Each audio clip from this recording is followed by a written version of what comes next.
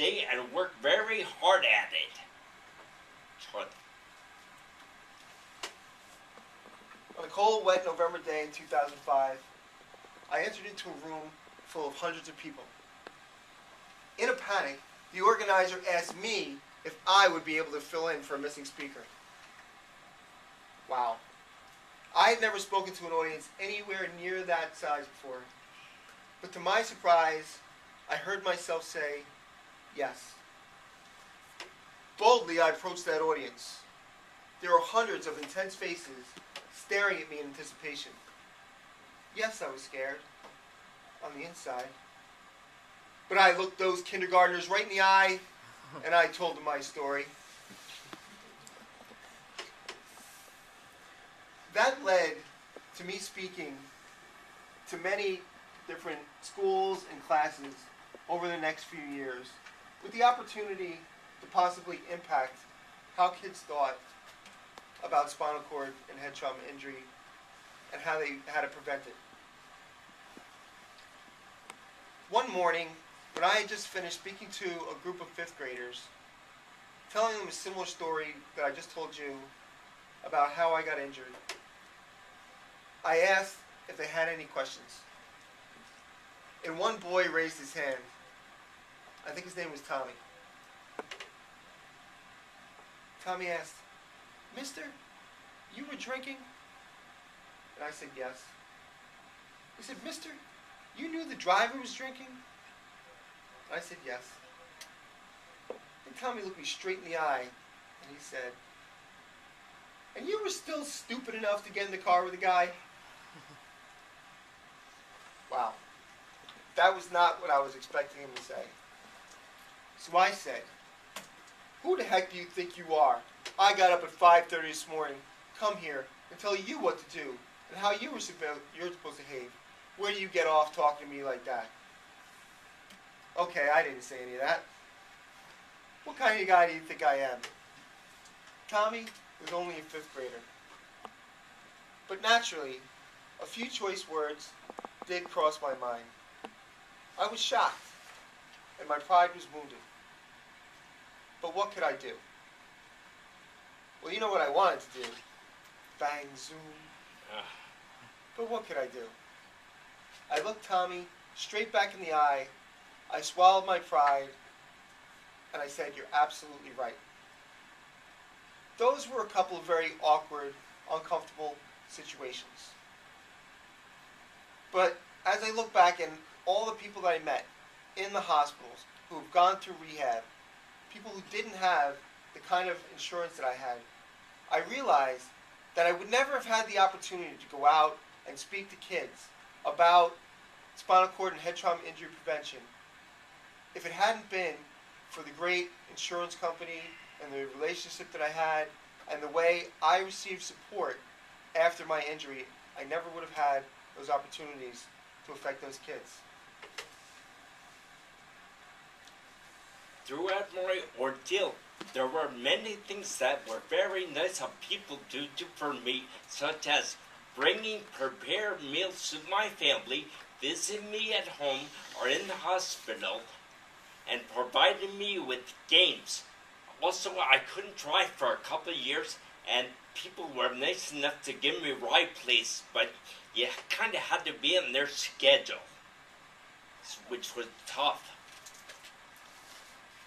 There are many billions of dollars spent on insurance for major medical, but my operations and procedures were expensive, and thank God I had a disability policy, because without that, chances of me surviving or getting as far as I've done today would not exist. And because I was so busy with all my companies, this insurance really wasn't part of my goal at that time. Charlie. As I look back at the time I spent in Thomas Jefferson University Hospital, where I did several months of intensive rehab after my injury, I realized that I had everything that an 18-year-old needed for recovery. It had some of the best doctors in the country. It had some of the best medical facilities in the entire world, and it also had some of the best looking nurses and physical therapists. At 18 years old, there were women everywhere. Just imagine this. A scrawny, skinny, 160-pound kid with scratches all over his face, 42 stitches in his head, a brace to stabilize his neck from the spinal cord injury, surrounding my head, on my chest. I pretty much looked like Frankenstein straight off the operating table. But at that point, my 18-year-old instincts were kicking in. I started to realize that you beautiful ladies out there weren't as scary as I thought you were. My room was full with nurses on their breaks and in between their patients. Before long, I was out of the hospital and dating. Match and eHarmony, eat your heart out. Not that long after that, I found myself staring at an agenda in Denver, Colorado, a list of activities which included whitewater rafting, hot air ballooning, camping, and water skiing. I could have been at an extreme sports camp, but I wasn't. I was in a rehab facility for spinal cord and head trauma injury prevention. As a result of my activities and the confidence that I received from that experience, it changed my life. And I would not have had any of that if it hadn't been for the great insurance policy I had that paid for me to go to Colorado and paid for that incredible hospital at Thomas Jefferson University Hospital. Waking up every day is a very valuable situation for me. I gotta think that the soldiers, when they wake up, they don't know if it'll be their last day here on Earth. According to my doctor, the fact that I was in good buff condition helped save my life. I did not drink much or smoke and went to the gym often.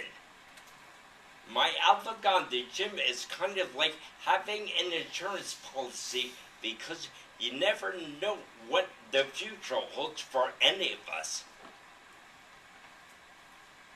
And I was concerned that the AVM could occur in any part of the body. See, brain AVMs only happen in 10% of the population. Now, MRIs are a part of my life just to make sure everything's good, and it's definitely giving me a magnetic personality. Extensive physical therapy for over 2 years taught me how to walk again. I learned such simple tasks as buttoning shirt and tying my shoes in occupational therapy. After a year in a wheelchair, I had to relearn how to walk again. And the reason I was able to get out of the wheelchair, has anybody heard of hyperbaric oxygen? You. A list of some of the things that helped me to get where I am today was speech therapy, magnesium injections, psychiatric counseling, acupuncture, vitamins, memory games, swimming, golfing, and I continue to spin in the office chair for my balance twice a day. The importance of this talk is to show my appreciation to God. Please let the fact that I'm here today show you that there's definitely a higher power out there.